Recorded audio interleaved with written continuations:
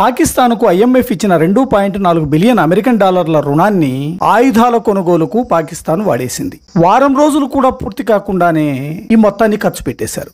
వాస్తవానికి ఈ రుణాన్ని ఆర్థిక స్థిరత్వం కోసం ఖర్చు పెట్టాల్సి ఉండగా భారత్ చెప్పినట్లుగానే $800 మిలియన్ డ్రోన్లు మరియు క్షిపణుల కొనుగోలుకు పాకిస్తాన్ ఖర్చు చేసింది. $300 మిలియన్ సీజ్ ఫైర్ తర్వాత జరిగిన ఉల్లంఘనల కోసం ఖర్చు పెట్టారు. $1.2 మిలియన్ వాతావరణ సహాయ నిధికి వాడాలని చెబుతున్నా అలా వాడకుండా వీటిని మింగేశారని అనుమానాలు వ్యక్తమవుతున్నాయి. పాకిస్తాన్కు ఐఎంఎఫ్ రుణం మంజూరు ఓటింగ్ సమయంలో భారత్ అభ్యంతరాలు వ్యక్తం చేసింది. కానీ అమెరికా, చైనాల మద్దతుతో ఈ రుణం మంజూరైంది. Financial action task force PATF grey list లో పాకిస్తాన్ ను చేర్చే అవకాశం ఉంటుందని అంతర్జాతీయ ఆర్థిక నిపుణులు అంటున్నారు.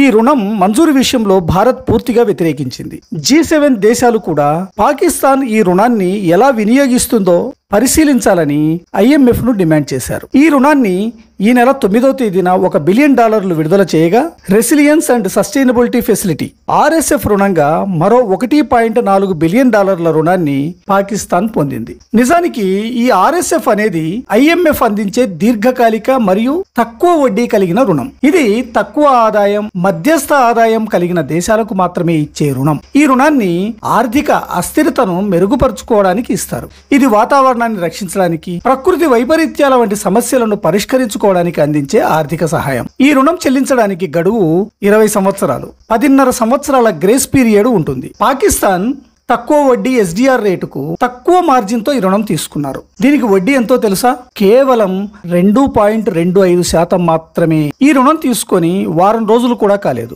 $2.4 బిలియన్ మొత్తం ఖర్చు అయిపోయాయని పాకిస్తాన్ అంటోంది. భారతీయ రూపాయలలో ఈ మొత్తం ఎంతో తెలుసా? 19,920 కోట్లు. ఈ రుణం ఈ ఏడాది నవంబర్ నుండి తిరిగి చెల్లించాల్సి ఉంటుంది. పాకిస్తాన్ ప్రస్తుతం IMF కు చెల్లించాల్సిన బకాయి $23.83 బిలియన్ అసలు, $3.64 బిలియన్ వడ్డీ చెల్లించాలి. కానీ పాకిస్తాన్ బకాయిలు సరిగా చెల్లించక బాగా పేరుకుపోయాయి అంటున్నారు. గత డిసెంబర్లో $4.29 బిలియన్ చెల్లించాల్సి ఉండగా ఆ రుణాన్ని చెల్లించలేదట. 2025 జనవరి, ఫిబ్రవరి నెలల్లో $3.47 బిలియన్ రుణాన్ని చెల్లించాల్సి ఉండగా అది కూడా చెల్లించలేదట. 2025 మార్చి నుండి నవంబర్ లోగా $19.71 బిలియన్ IMF కు పాకిస్తాన్ చెల్లించాల్సి ఉంటుంది. ఈ బకాయిలు కట్టడానికి పాకిస్తాన్ వద్ద నిధులు లేవంట. మళ్లీ కొత్త బకాయిలు తీసుకొచ్చి ఈ చెల్లింపులు చేయాల్సి వస్తుందని, తద్వారా పాకిస్తాన్ మరింత అప్పుల ఊబిలో కూరుకుపోతుందని అంతర్జాతీయ బ్యాంకింగ్ నిపుణులు అంటున్నారు. ఈ పరిణామాలను అన్నింటినీ భారత ప్రభుత్వం చాలా నిశితంగా పరిశీలిస్తోంది. IMF కు పాకిస్తాన్ 2025 డిసెంబర్లోగా చెల్లించాల్సిన బకాయి $8.3 బిలియన్. భారతీయ రూపాయల్లో ఇది ఎంతో తెలుసా? 70,980 కోట్లు. ఇదేముందిలేండి, అన్ని దేశాలు IMF లో రుణాలు తీసుకుంటాయి, భారత్ కూడా IMF లో రుణం ఉంటుంది అని అంటారా? భారతదేశం IMF కు ఎలాంటి అప్పు లేదు అన్న సంగతి మీకు తెలుసా? 1993 నుండి IMF నుండి రుణం తీసుకోవడాన్ని భారత్ ఆపేసింది. 2000 సంవత్సరం నాటికి అన్ని రుణాలను తీర్చివేసింది. ప్రస్తుతం IMF లో భారత్ 13,114.4 మిలియన్ల స్పెషల్ డ్రాయింగ్ రైట్స్ SDR కోటాను కలిగి ఉంది. అంటే భారత్ IMF ద్వారా అప్పులు తీసుకునే దేశంగా కాకుండా అప్పులు ఇచ్చే దేశంగా ఉంది. ఈ SDR కోటా వల్ల భారతదేశం IMF లో ఓటింగ్ శక్తిని పొందుతుంది. IMF సభ్య దేశాల మారక నిల్వలను పెంచుకోగలుగుతుంది.